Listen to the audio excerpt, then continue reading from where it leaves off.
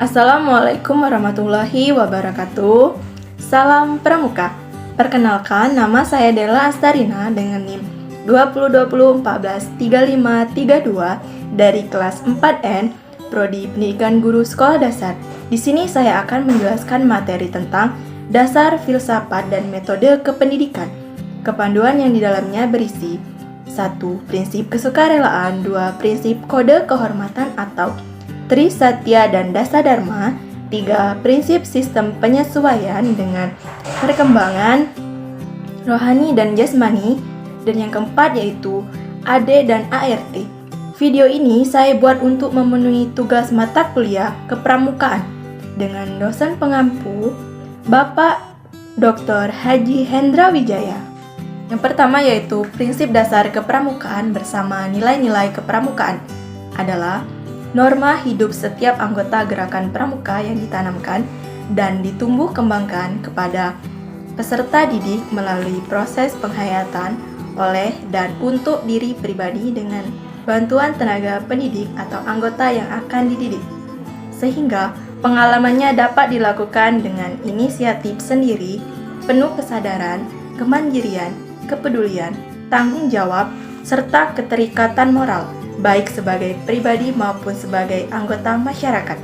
Prinsip dasar kepramukaan meliputi 1. Iman dan takwa kepada Tuhan Yang Maha Esa, 2. Peduli terhadap bangsa dan tanah air sesama hidup dan alam seisinya, 3. Peduli terhadap diri pribadinya, dan yang keempat yaitu taat kepada kode kehormatan pramuka. Yang kedua yaitu metode kepramukaan. Metode kepramukaan merupakan cara belajar interaktif, progresif melalui 1. Pengalaman kode kehormatan pramuka, 2. Belajar sambil melakukan, 3. Sistem berkelompok, 4. Kegiatan yang menantang dan meningkat serta mengandung pendidikan yang sesuai dengan perkembangan rohani dan jasmani peserta didik, 5. Kegiatan di alam terbuka, 6. Sistem tanda kecakapan, 7. Sistem satuan terpisah untuk putra dan putri, dan 8 yaitu kisaran dasar. Selanjutnya yaitu prinsip kesukarelaan. Prinsip kesukarelaan adalah salah satu dari prinsip-prinsip dasar metodik kependidikan kepramukaan menurut ketentuan anggaran dasar dan anggaran rumah tangga. Gerakan pramuka kesukarelaan merupakan sikap-sikap atau perbuatan yang bukan karena paksaan atau tekanan. Sikap dan perilaku itu dilandaskan pada sifat-sifat yang pertama yaitu 1. Ketulusan hati, 2. Tanpa pamrih, 3. Mengutamakan kewajiban daripada hak, 4. Pengabdian, 5. Tanggung jawab. Nah, prinsip kesukarelaan ini dapat mengembangkan kepemimpinan yang bertanggung jawab pada para anggota gerakan pramuka. Selanjutnya, prinsip kode kehormatan atau Tri Satya dan Dasa Dharma. Dalam gerakan pramuka dikenal tingkatan kepramukaan yang terdiri dari siaga, penggalang, penegak, dan pandega. Setiap tingkatan memiliki kode kehormatannya masing-masing yang berisikan janji, nilai, serta norma yang harus diterapkan dalam kehidupan sehari-hari. Bagi pramuka, penggalang ada kode kehormatan yang harus diperhatikan, yaitu Tri Satya dan Dasa Dharma. Pramuka keduanya harus dihafalkan dan diamalkan oleh setiap anggotanya. Selain itu, isi Tri Satya dan Dasa Dharma pramuka telah diatur dalam AD dan ART pramuka. Keduanya memiliki peran yang berbeda dalam gerakan kepramukaan. Dharma merupakan tuntunan, sedangkan Satya merupakan janji. Apa isi dari Tri Satya dan Dasa Dharma pramuka? Tri Satya secara bahasa, Tri Satya berasal dari dua kata, yaitu Tri yang berarti tiga dan Satya yang berarti janji. Bisa diartikan bahwa Tri Satya adalah 3 janji yang mendasari gerakan pramuka.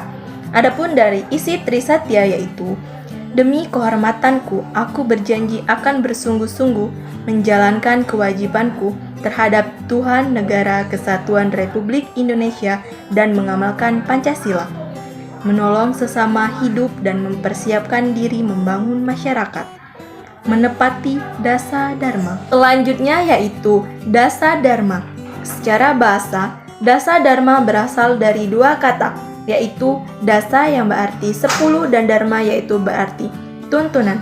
sehingga dapat diartikan bahwa Dasa Dharma adalah 10 tuntunan tingkah laku pramuka Indonesia. Isi dari Dasa Dharma Pramuka yaitu 1. Takwa kepada Tuhan Yang Maha Esa. 2. Cinta alam dan kasih sayang sesama manusia. 3. Patriot yang sopan dan kesatria. 4. Patuh dan suka bermusyawarah. 5. Rela menolong dan tabah. 6. Rajin terampil dan gembira. 7. Hemat, cermat dan bersahaja. 8. Disiplin, berani dan setia. 9. Bertanggung jawab dan dapat dipercaya. 10. Suci dalam pikiran, perkataan, dan perbuatan. Selanjutnya, yaitu saya akan menjelaskan prinsip penyesuaian dengan perkembangan rohani dan jasmani. Gerakan pramuka menggunakan prinsip penyesuaian dengan perkembangan rohani dan pertumbuhan jasmani anak ini agar proses kependidikan kepramukaan dapat mengenai sasarannya dengan pasti dan tepat pada setiap peserta didik. Pendidikan kepramukaan tidak akan baik hasilnya jika diselenggarakan secara massal. Pengelompokan peserta didik dengan satuan-satuan kecil dimaksudkan untuk memudahkan pembina mengamati masing-masing peserta didiknya untuk memudahkan pelaksanaan prinsip penyesuaian dengan perkembangan rohani dan pertumbuhan jasmani. Maka, peserta didik digolongkan menjadi pramuka siaga, pramuka penggalang, pramuka pendegak, dan pramuka pandega.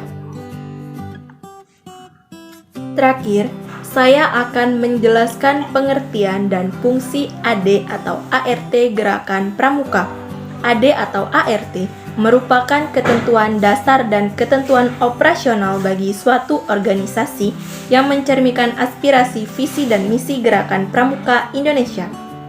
Pengikat persatuan dan kesatuan gerakan pramuka dalam prinsip idealisme tindak laku baik organisator nasional maupun budaya, solo dan landasan gerakan organisasi gerakan pramuka dalam mencapai tujuannya, landasan manajemen dan memperdaya sumber daya gerakan pramuka.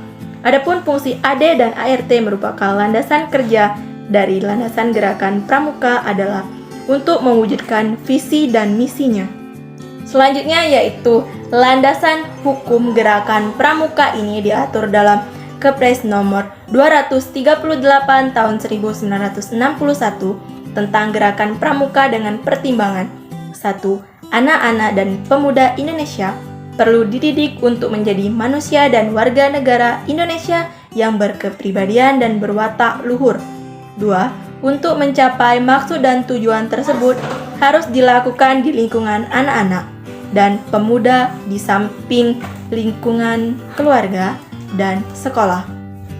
Ketiga yaitu sesuai TAP MPRS nomor 1 MPRS /1960 tentang GBHN dan TAP MPRS nomor 2 MPRS dan 1960 tentang garis-garis besar pola pembangunan nasional semesta berencana tahapan pertama 61-69 mengenal pendidikan pada umumnya dan pendidikan kepanduan pada khususnya perlu menetapkan suatu organisasi gerakan pendidikan kepanduan tunggal untuk diberikan tugas melaksanakan pendidikan tersebut di atas. Baik, terima kasih. Itu tadi penjelasan dari saya tentang materi dasar filsafat dan metode kependidikan kepanduan yang dapat saya sampaikan. Jika terdapat kesalahan dalam pengucapan dan hal-hal tertentu, saya mohon maaf. Semoga video ini dapat bermanfaat untuk teman-teman sekalian. Saya akhiri. Wassalamualaikum warahmatullahi wabarakatuh.